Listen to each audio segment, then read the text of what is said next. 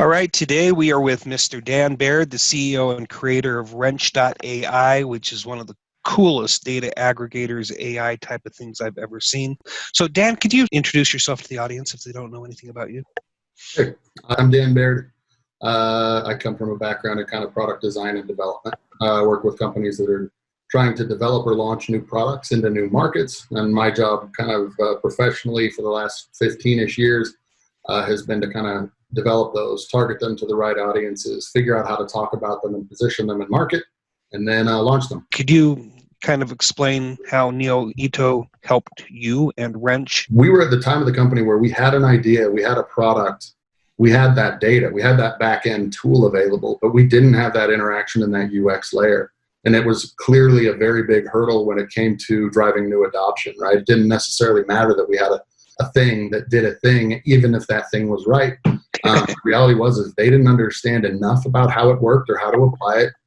Crickets. So Neoito came to us at that time. We were pre-revenue at the time. We're a bootstrap and self-funded organization. We haven't taken outside VC capital.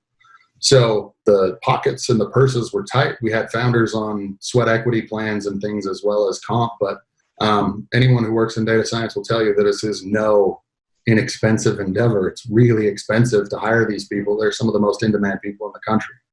And Neoito came to us at that time and put forward something where they basically said, we've seen the product, we know what we're looking at, and we're confident enough that we'll actually lend you our developer hours to help develop that front UX and UI layer, actually refine it.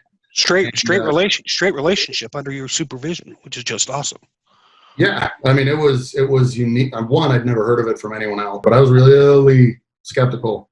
I've worked with a ton of different teams. We've hired a ton of contractors. We actually got pretty good at it. And, some of the tactics that we would use was if we had a single job, we'd hire 4 or 5 contractors at once because only one of them would ultimately come through. It was just the reality of how that stuff works these days. When they came and said, hey, we'll actually front the contractor work for, I think it was 90 days before we even send you a bill, I was skeptical. And because of that, where you would typically use something that may cost you equity, you didn't.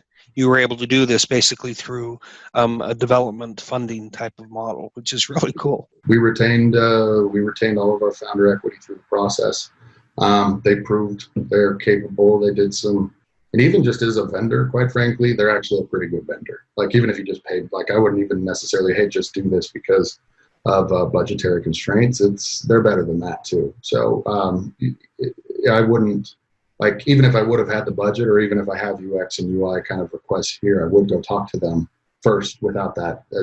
There wasn't any compromise in quality because of that arrangement at all. Top tier stuff, people that actually knew how to work really well with companies that were based out of the US, with all the hour switches and some of the headaches that come with one of you needing to work at like 2 to 3 a.m. For the other to kind of help each other out. So they're actually, I mean, again, we've hired a ton of contractors and all over the world.